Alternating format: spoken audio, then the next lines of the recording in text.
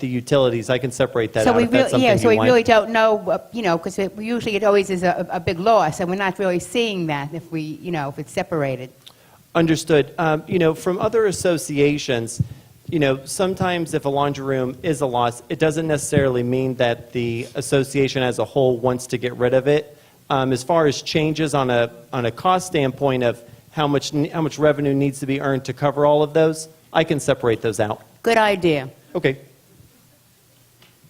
Ed, yes. Ed, First of all, I'd like to say you did a very nice job.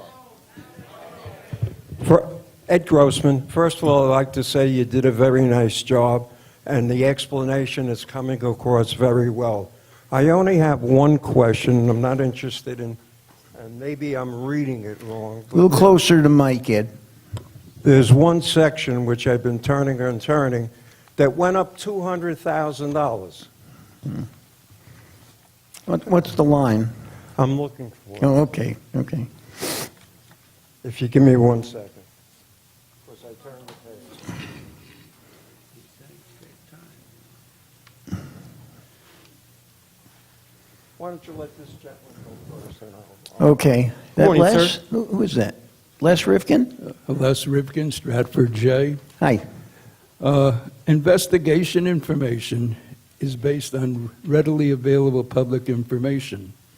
The cost of $100 for an investigation is too high in this age of computerization. I believe that this item should be put out to bid and it should be lowered and we shouldn't make a profit. Under the expenses, I see nothing in the budget to indicate that the broken tennis courts will be replaced by injury reduction and life extension, limb and joint saving hard-true courts, as recommended by the USTA, the United States Tennis Association, for us older players. I believe that fake facts have clouded the usual clarity of the operations and budget committees. Some 40% of the owners have been precluded from the budget process as they are snowbirds. As for the rest of the owners, they are seldom at budget meetings. Until we have an actual, transparent, open process addressing the needs of all of our owners, I urge that we all vote no on this budget. Yes, sir. I'd like to address that too. So for the budget meeting and the snowbirds, I definitely understand the concern, but as far as our reserves go, we do operate under pooled reserves, which means that no individual line item on reserves is for that item. Anything that you bring up to the delegate, anything that you bring up to the delegate that is a reserve or a capital item, just like we had talked about, you can still propose and it can still be used from reserve funds if everyone approves that. All right, Sebastian, take a minute. This is in a totally different forum. This is all dealt with in operations and the WPRF budget. And none of this has ever been, it's rec facility, and it is not included. It has never been included in the UCO budget. This has to be brought to the operations committee, not here. And it shall be. Okay? Thank you. Ed? Yeah, my question, I found it, is in regard to security. That is 7,300. Okay. We have a total in one column of 834,326. Was that the 2018 budget? Yes, 834,326. It did not include the investigations portion. And the 1,040,123, is that the 2019? Yes, that includes both the security contract and a line item for investigations. The number for the 2018 security difference is the 831,426 approved security amount to the 889,000, which is an increase. The 150,000 wasn't previously addressed in the 2018 budget. Well, let me ask you a question. When you get through everything, unless you combine something else in, it looks like to me a $200,000 increase between the 18 and 19 budget, because you have 834,325 and 1,040,123. That's about 200,000. Yes, sir. The 50,000 is the increase on the security contract from 831 to 889. And then the $150,000 investigations budget line item was added. It was zero or not on there for 2018's budget. So what you're saying is the 72,000, that's mandatory because it's already in the contract. Yeah. The difference between the 831 and the 847,000 with a variance, that's what we have for the security line item, the 7301. Just for apples and apples, it's 831,000 versus 889,000 for the security contract. The $150,000 difference is just adding on investigations as a line item in that group. We spent $114,628, or we estimate that's what we'll spend for 2018 for investigations, but we didn't previously have a line item for it. Before it was in and out on the balance sheet. All right, so we really had no option for the biggest increase, which is in the contract. In other words, the increase between 831 and 889 is mandatory because it was in the contract. The 831 to the 889, the estimated amount was the 847,000, and we put a 5% variance just in case. If we'll go back to the income line item for investigations, there also was not a 2018 approved income number for investigations because, again, before it was all done through the balance sheet, did not reflect on this profit and loss. So the $150,000 of the $200,000 increase is net zero because before in the 2018 budget, we didn't have a line item for investigations on the income side. My only question then is, if it's a contractual amount, why would we have a 5% variance? I believe because it's an estimated amount of what they think. You do know we have a major fence problem that needs. I can't hear you. You do know we have a major fence problem that Waldman has left us with, and we may have to spend a hold on. considerable amount that has not been put away for it. So we raise that to provide for coverage if we have to finish putting that fence in where Waldman took it down. But the fence, The security is part of what we're talking about here, but the security contract itself went up 2%. well, my only question is then, do we have enough in, because Mr. Israel said it would cost about $220,000 to replace that fence. That's exactly why there's an increase in this column of a 5% variance. Well, that's only $40,000. It's a help toward getting the job done. Where will the rest of the money come from? When we get to the next section, it's on the reserves. Excuse me? It's on the reserves. It'll It's be in on the next sheet. reserve. Shouldn't it all go into the reserve? No, the difference on the variance for the security is if there's additional security that's needed, we have that variance in there. For the cost of the fence, that's under the reserve line items. So it isn't in here. Okay, we're going around. But the overall cost, the security portion is with the variance from the contract, and the reserve portion for the fence is under reserves. Thank you. Yes, sir. Let me add one thing to this, Ed. I have very high expectations that Waldman will finalize a deal selling the golf course to Lennar Homes. Everything we see in writing from Henry Handler so suggests. The only thing missing is the actual transfer of title on county records. Lennar, of course, is doing their due diligence.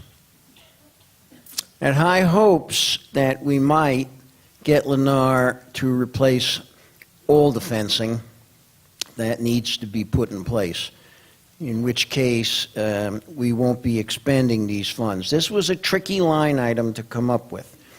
We can't be sure that Lennar will do this, but obviously they're going to have to put up some fencing. Now, I don't know if you've seen Lennar developments. They're all very nice, usually nice masonry type fencing. So cross your fingers, and there's some negotiating to be done. So that's why this particular budget line is maybe a little fuzzy. All right, go ahead, Sebastian. Yes, ma'am. I'd like to comment on what David has just said. How long are we going to wait for our security at by Haverhill? Are we going to wait for Lennar to do something, or are we going to put up a wall or a fence or something? It's been months and months and months. I think the community deserves some security. Which would you prefer? If we need to spend the money, we need to spend the money. That's important. All right, thank you, Marcia. You're welcome. Go ahead, Sebastian. With that said about what she left off with on the reserves, if we could go to page number 4 of the budget, which is the reserve line items. In the upper left-hand corner, you'll see United Civic Organization, year 2018, and then a description of some of the line items. And what we'll do is we'll go all the way to the right of what's being contributed to reserves, and we'll go down each one of those line items and discuss them. The first one is road. For 2019, we're going to contribute, take a step back. Everything that UCO puts into reserves, again, is the pooled reserves. It doesn't, this is not a mandate where any one line item needs to only come from that account. This is just a partial guide to contribute to reserves ultimately. For the road, we have $1,093,000. The storm drain clean out and repair, we're going to contribute $100,000.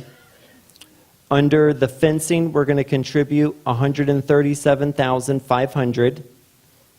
Irrigation and piping, $510,417. A generator, $17,000. The future millennium expense, $100,000. And the total contribution to reserves for 2019 is the $1,958,371, of which $883,575 will come from a payment from Atlantic Broadband, and then we'll fund the difference, the $1,074,796. Yes, sir. I'm sorry, Phil DePaul, Wellington D. Yes, sir. Going back to the investigation question again, it's just that I'm not clear, and I just want to be clear about it. Yes, sir.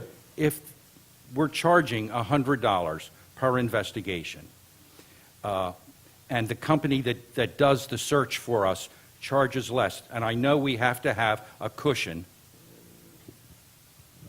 all right, because some investigations cost $300, like you said, when you're talking out of state or out of country. Why is there an expense when the people themselves are paying for the investigation? The issue that you're looking at is we have more international investigations than we've had in the past. I know, but they exceed the $100 that we collect very often. I understand that. And we don't ask the building for the difference. UCO takes care of paying for it. We're having that many, is what you're saying. Just when the other question was posed about investigations, on page number 1 of the budget, there's an actual investigations line item for income of $150,000. That's the money coming in, and the $150,000 going out is net zero. If you were to take out the investigations expense and the investigations income, it would not change anything on the budget. It would just remove those two line items, and everything would remain the same. We don't put that there's more expense than income. We put that it's the same as the amount of money that we bring in from investigation. So if everyone contributes the $100 and we were to pay out $150, we're covered. You also have an increased number of buildings requesting legal opinions. They don't pay for that either. We do. All right, thank you. So we're running a little short, and that's why we're putting something aside just in case we run out. Nothing saying we have to, but we have to pay the bills. Understandable. Thank you. Jack? Good morning, everybody. Jack Adams, Coventry K. Good morning, sir. Good morning, Sebastian. So I would ask you to please cease and desist from consolidating line items like irrigation and landscaping and two others that I've already forgotten. You know, my The laundry neurologist room, told me my insurance, and short don't utilities? look for my short-term memory because it's gone. But that's number one.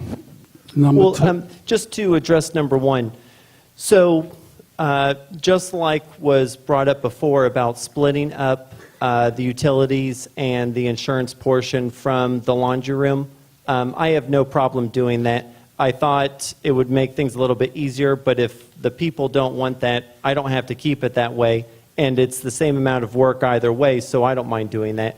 If you had other ones that you don't remember right now but remember later, just let me know and I can split those out on the future financials. I could send you an email and you'll respond. That's fine. Sure.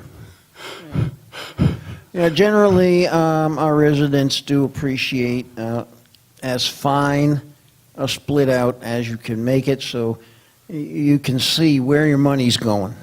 All right, now number two. So this is, I'm very passionate about this. So on the budget here, you have given us, you know, a line item, 7,900 reserves, $1,074, 796. I'll call that an operating reserve. Would that be accurate? Which line item? 7,900.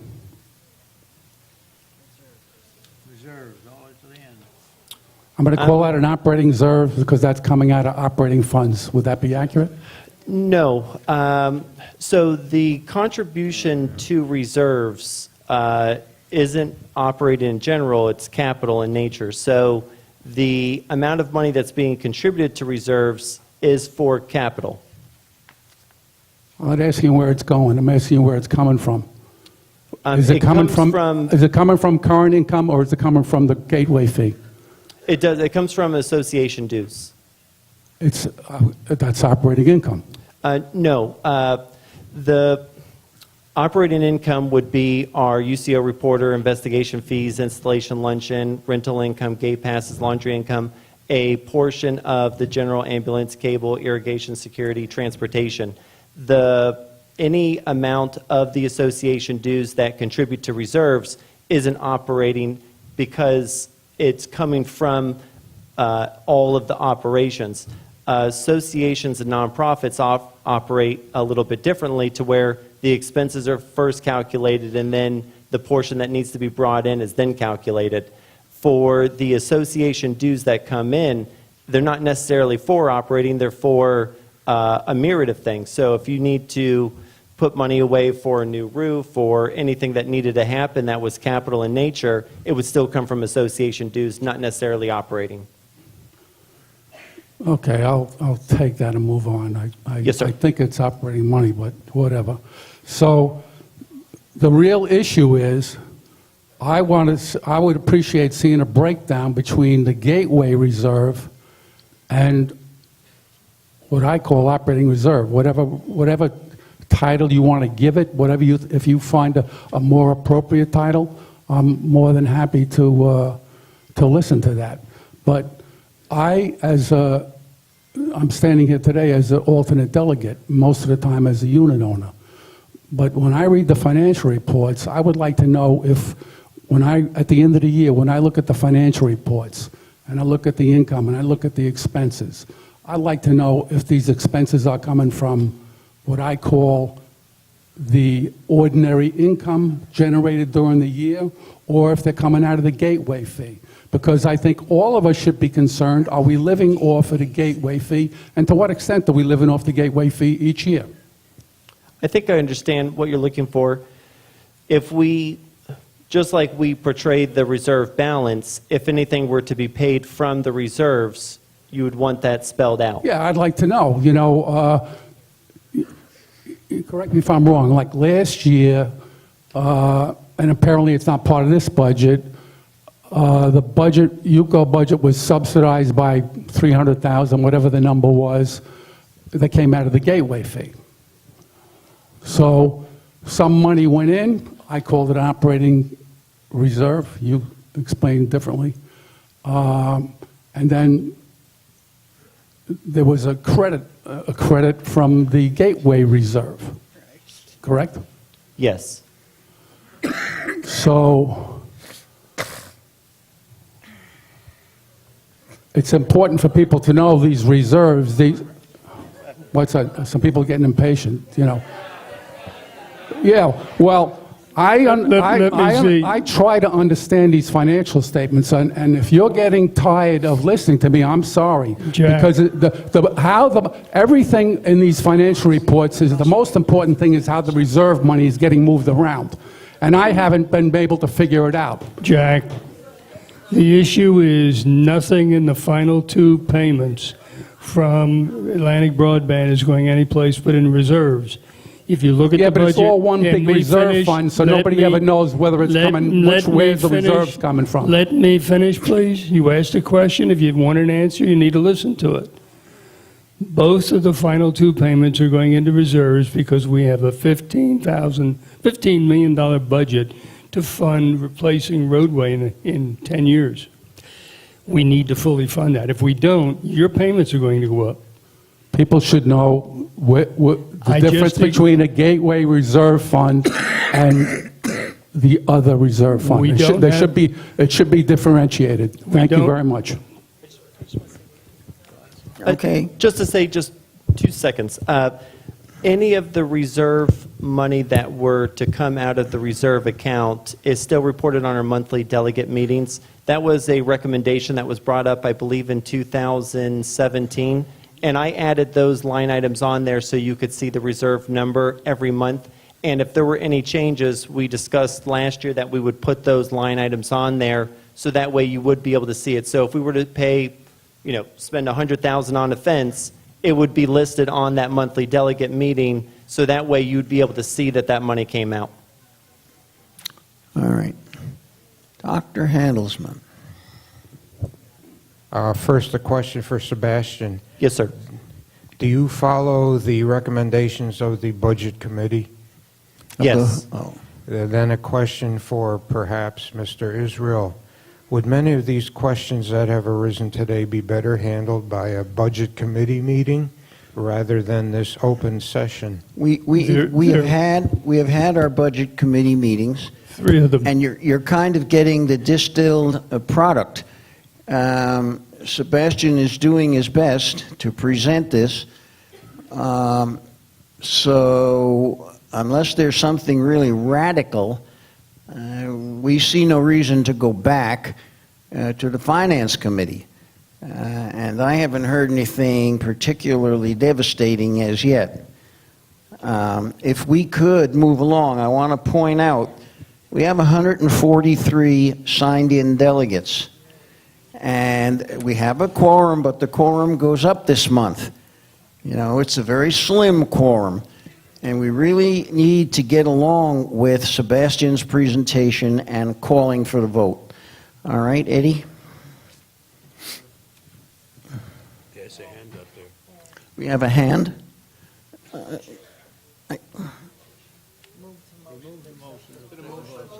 Oh, you want to move to accept budget before Sebastian is finished? I think Sebastian's finished. No. I think he's finished. We can move. All right, Elaine? No, we have a motion on the floor. You have made a motion to vote, call a vote to approve the budget. All right, do we have a second? Ed Grossman, second. All right. You want to pull this up on the screen? There should be some discussion, so go ahead, Elaine. Elaine. We have discussion before we take the vote. Elaine Brown, Sussex L. This is really just curiosity. Sebastian, we are a not-for-profit organization. Mutual benefit? Association, it's a collective organization. Yes, MBO. I'm looking at all the trillions of tax cuts being flung around. I see Comcast got 1.8 billion. Have any of the tax cuts trickled down to us? Maybe $5. No.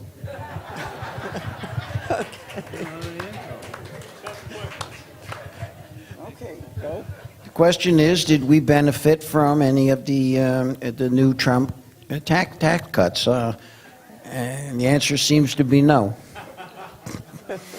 Kel Surprise. So Comcast All right. isn't sharing. All right. We have any other Thank you.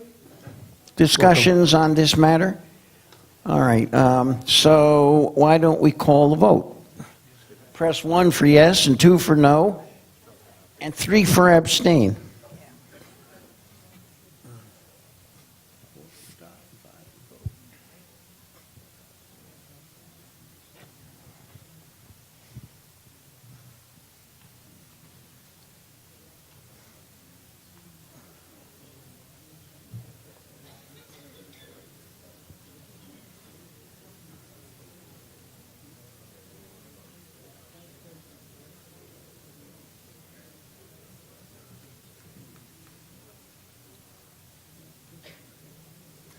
All right, has everybody pressed their clicker? Who is going to press their clicker? Sure. Whoa. All right.